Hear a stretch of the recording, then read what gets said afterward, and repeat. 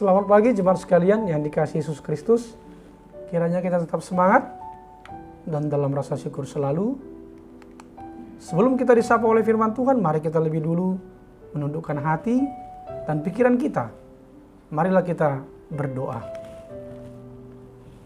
Damai sejahtera Allah yang melampaui segala akal, itulah kiranya yang memelihara hati dan pikiranmu di dalam Yesus Kristus Tuhan kita.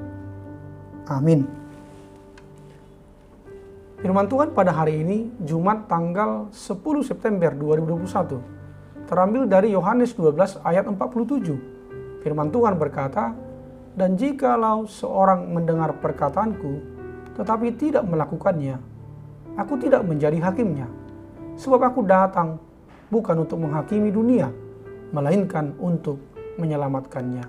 Dalam bahasa Batak dikatakan, "Asa moluadong nau bege hataku, gak bilang diraduti. Dada ahu manguhum ibadah. Ai dada lau manguhum portibion. Na lau paluahon portibiodo, ubain naro au." Demikian firman Tuhan. Topik, Yesus datang untuk menyelamatkan. Jemaat Kristus yang saya kasihi, Yesus datang ke dunia ini dengan misi dan tujuan untuk menyelamatkan manusia dari alam maut dan kematian kekal, dengan memberikan anugerah kehidupan kekal di sorga bagi orang yang percaya dan mempercayakan hidupnya hanya kepada Yesus. Allah mengutus Yesus ke dunia ini untuk menyelamatkan manusia dan memulihkan hubungannya dengan Allah yang telah terputus sejak manusia pertama jatuh ke dalam dosa. Jadi jelas, Allah menghadirkan Yesus ke dunia berdasarkan kasih. Ia tahu bahwa manusia memang berdosa, tetapi dengan kasih-Nya, Ia mengambil inisiatif untuk memulihkan hubungannya dengan manusia yang telah terputus itu. Saudara terkasih, firman Tuhan hari ini sungguh menyejukkan, di mana Tuhan Yesus datang bukan untuk menghakimi, namun untuk menyelamatkan. Ini dikatakan karena kedatangan Kristus yang pertama memang bukan sebagai hakim, tetapi sebagai penyelamat. Artinya, karena Tuhan sangat ingin menyelamatkan kita, Tuhan tidak menggunakan hak untuk menghakimi. Tetapi kalau kita tidak percaya, jangan mengira kita akan luput dari tangan Allah, karena firman akan menghakimi. Bisa kita lihat di ayat 48. Tuhan kita, Tuhan yang berbelas kasih, bukan menghukum dengan penghakimannya, namun menyelamatkan. Pada waktu kedatangannya yang kedua kali, Tuhan Yesus akan datang sebagai hakim yang akan menghakimi dunia ini. Saudara terkasih, kasih-Nya memperbarui hidup kita dengan sikap optimis, dan dengan demikian bisa memandang segalanya dengan positif pula. Karena itu kita tidak perlu takut dan segan kepada Yesus, karena Ia datang ke dunia ini bukan untuk menghakimi, mencari kesalahan kita dan lalu menghukumnya. Yesus datang malah untuk menawarkan keselamatan, dan Ia pun tidak memaksakan kehendaknya. Ia hanya mengulurkan tangannya dan membiarkan kita untuk menyambutnya ataupun tidak. Sekali lagi, Dia tidak pernah memaksakan kehendaknya. Inisiatif sekarang ada di diri kita.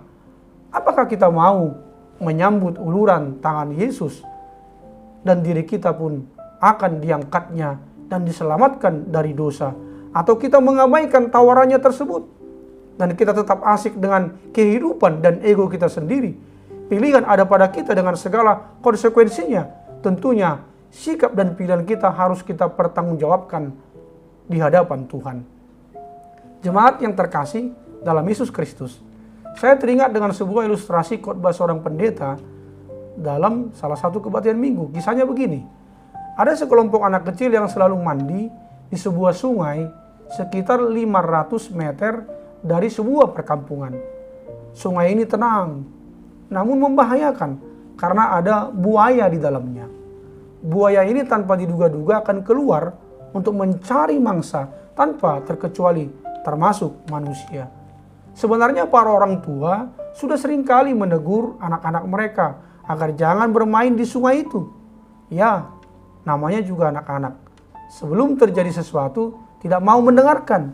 Suatu hari, seorang anak tiba-tiba bermain lebih ke tengah sungai Teman-temannya yang lain mengingatkan agar jangan jauh. Namun anak ini tidak peduli. Tanpa diduga, buaya muncul dan mengejar anak ini. Sontak saja, anak ini jadi kaget ketakutan.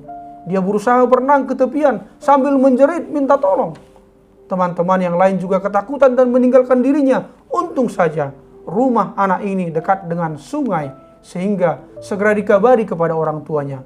Mendengar berita ini, sang ayah anak ini langsung berlari kencang menuju arah sungai. Ketika tiba di sungai, dia melihat buaya tersebut hampir memakan anaknya.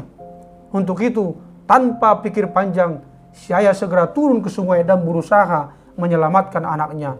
Sang ayah berusaha melawan buaya demi keselamatan anaknya.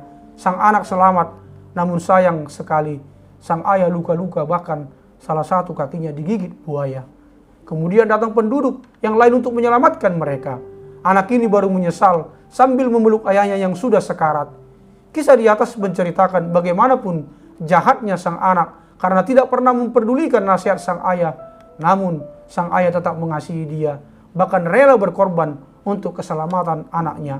Peristiwa ini juga mengingatkan kita akan kisah Yesus Kristus kurang lebih 2000 tahun yang lalu, yang rela menderita, disalibkan, dan pada akhirnya mati demi dosa-dosa manusia.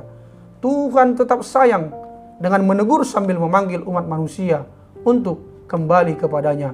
Tentu saja kita adalah orang percaya yang tahu berterima kasih dan menghargai pengorbanan Tuhan Yesus. Kita tidak ingin menyesal nantinya dan tidak mengabaikan tawaran Tuhan Yesus. Karena itu, marilah kita datang kepadanya dan segeralah menyambut uluran tangannya untuk hidup melakukan pekerjaan yang baik dan memuliakan namanya sebagai orang percaya yang telah menerima anugerah keselamatan itu. Amin. Marilah kita berdoa. Terima kasih ya Bapa atas firman-Mu yang mengingatkan kami orang percaya untuk mau mendengar dan melakukan perkataan-Mu sebagai ucapan syukur dan terima kasih kami kepadamu atas keselamatan yang telah Tuhan anugerahkan kepada kami. Ya Bapa, berkatilah yang berulang tahun hari ini. Sembuhkanlah yang sakit dan juga yang terkena virus COVID-19. Hiburkanlah yang sedih dan kuatkanlah yang lemah. Berikanlah apa yang menjadi kerinduan di hati kami setiap pribadi dan keluarga. Hanya di dalam nama Tuhan Yesus Kristus kami telah berdoa. Amin. Selamat pagi, selamat beraktivitas. Salam sehat, tetap semangat dan bersyukur. Tuhan Yesus memberkati.